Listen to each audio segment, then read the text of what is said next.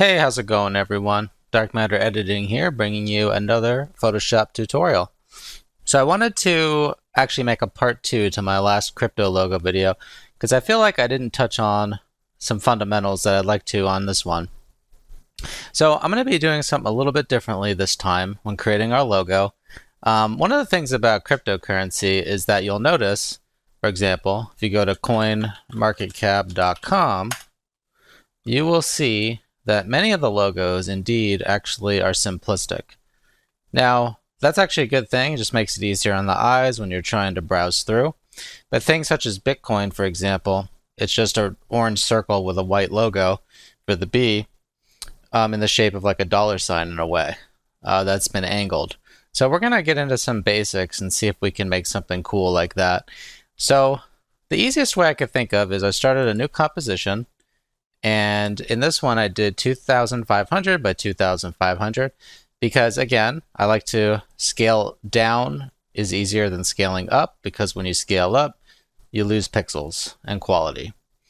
So another way you can make a logo is if we go over here to the Shape tool and we select our Polygon tool, I've chosen to fill with black because we can change that later.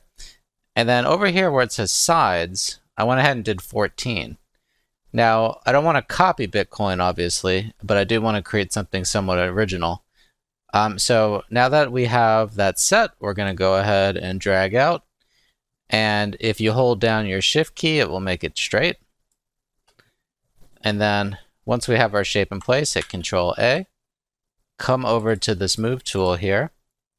And we're going to center this with the image. And then Control D to let go. So from this point, we can actually modify the color by double-clicking on the polygon there. And let's go ahead and make it kind of like a Bitcoin orange color. And then from here, what we're going to do is duplicate this by dragging over to the plus sign.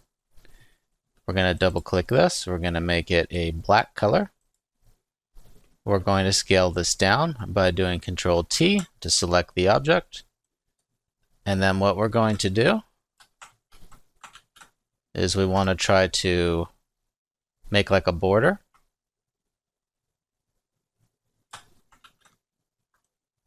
And to do that, we want to hold down the Alt key and then click inward. Okay, so now that we've done that, we want to duplicate the bottom polygon shape.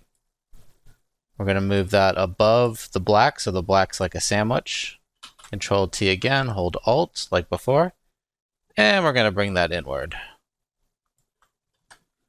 Okay, so now it kind of looks almost like a orange and black stop sign in a way. Now there's a couple ways that we can make our letter. Obviously you can use the standard text tool, and there's nothing wrong with that. But in this one, we want to try to be original. So I'm going to come over to the Shape tool here. And in this instance, we're going to go ahead and choose the rectangle tool. But before we start drawing, I'm actually going to click on the top layer of the polygon, shift click, and then we're going to go down to this folder icon so we can put this in a group. That way, if we want to move around the logo, for example, it's all together. So now we're going to go ahead and start creating some shapes. So let's just make this up. Let's say we're going to do an S. So I'm actually going to draw kind of like a rectangle like this, and that will be positioned as such. Then we're going to go ahead and hit Control A, and we want to center it not with the, let's go ahead and hit the Move tool. We can go ahead and center it, but then I'm going to actually move it up like this. Then we're going to duplicate, Control T, hold Shift, so that way it snaps, angle snapping. We're going to drag this over here like that. Hit Enter. Duplicate it again. Control T, Shift, rotate. And what we want to do is just kind of be creative and make our own thing. Duplicate again. Control T. And let's go ahead and do that. And we're just messing around, right? This doesn't have any rhyme or reason. I'm just throwing rectangles together just to kind of illustrate how this works. And maybe I'll actually bring this one inward a bit with the move tool up here. And then let's go ahead and shift click and copy all these layers. And then we're going to group these together. So now group 2 is that centerpiece. Control A, let's go ahead and center the group. Like that. And then what we're going to do is right click, and then we're going to go ahead and merge down by hitting merge group. All right, now that's a little boring, so let's go ahead and delete by going over here and clicking on the layer mask icon. And the reason I like this layer mask is it's going to allow us to alter it if we don't like something later on, because we'll be saving our project. So what we're going to do now is I'm just going to draw with the marquee tool kind of a random rectangular shape, and we're going to center this shape just like that. And then with the layer mask selected on the right, we'll do shift backspace, and we're going to fill it with black. Because with layer masks, black actually deletes and white adds. So for example, if I did shift backspace again and I did white, that would actually add it back. But we want to keep it black. So we're going to do that. Control D. So this is actually looking pretty cool. I mean, you could probably stop right here even. But what I'm going to also do is go a little bit further. I'm going to go ahead and duplicate this. We're going to Control T. Let's see what this looks like when we rotate it. So not as interesting, but actually, so that looks pretty cool just like that. So that could be another element to your logo. You could also move it down like this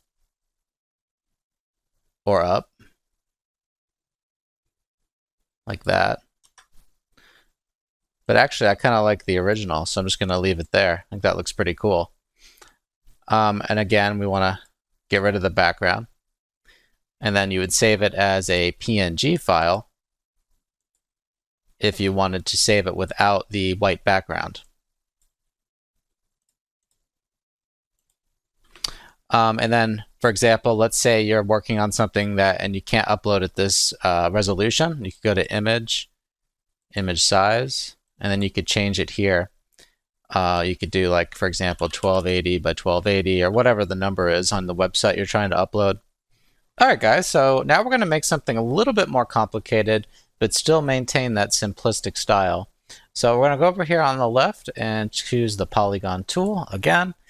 We're going to change the sides to 4, kind of like a square, because squares have 4 sides.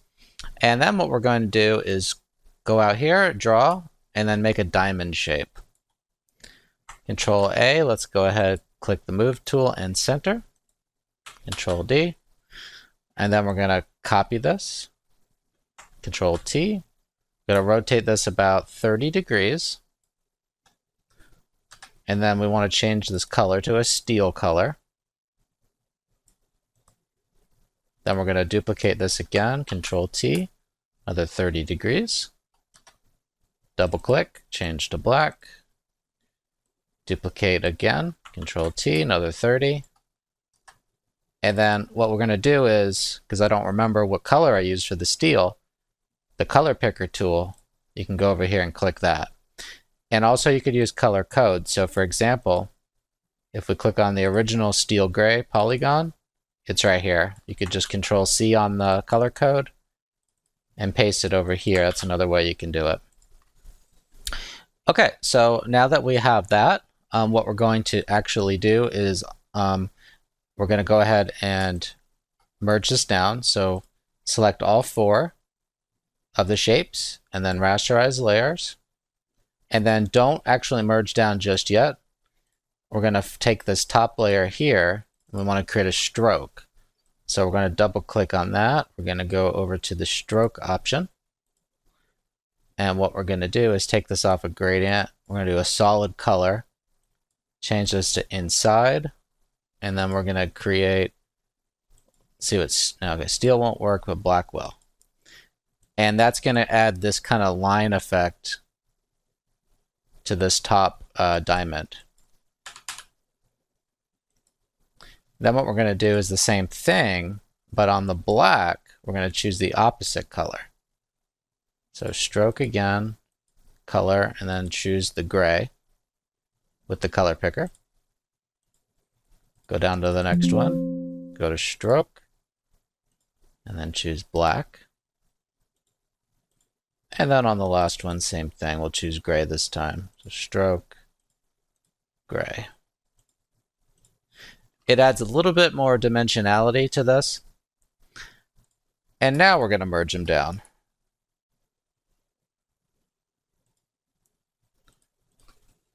There we go. Okay, next we're going to go ahead and put an elephant in the center. It's going to be elephant coin. And we're going to go over to the custom shape tool. And then we're going to look for an elephant under wild animals.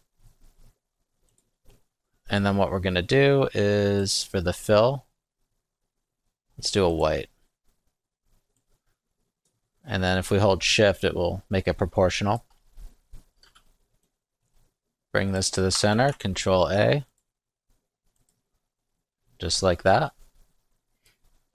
We're going to rasterize. Then we're going to double click. We're going to go ahead and add a stroke, this time on the outside. And then we're going to increase the size of this. Oh, where's black? Change it to black, and then kind of add a stroke around the elephant, just like that. All right, everyone. So we're going to go ahead and make one more crypto logo. This time we're going to do something a little bit more unorthodox, but still interesting nonetheless. We'll come on over to our ellipse tool here, and we're going to actually change this to polygon tool so we can make a upside down triangle. So to do that, change the sides up here to 3. Make sure that we have a solid color black for the background with 0 pixels for the stroke.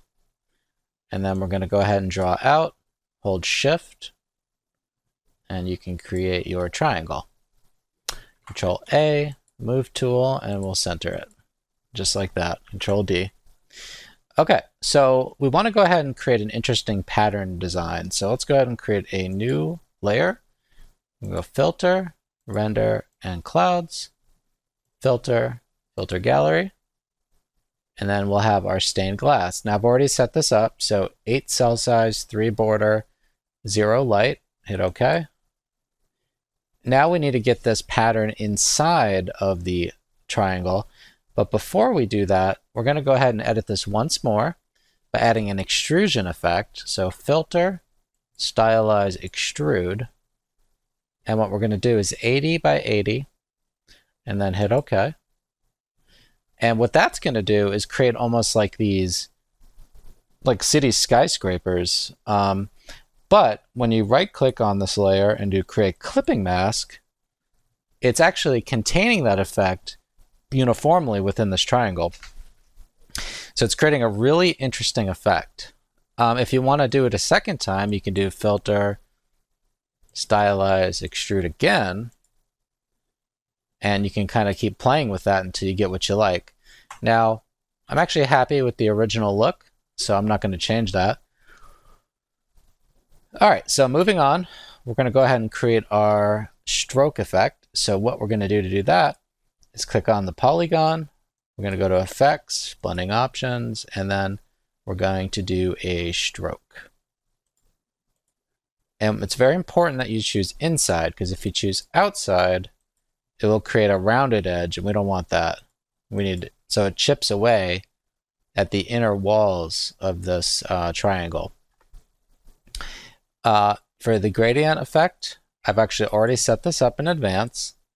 I chose kind of like a carbon steel at the 50% mark, followed up by 2 blacks on the edges, just to keep everything kind of consistent. And then if you want to get really clever, you can always add like a bevel, and that will kind of create more of a 3-dimensional triangular look.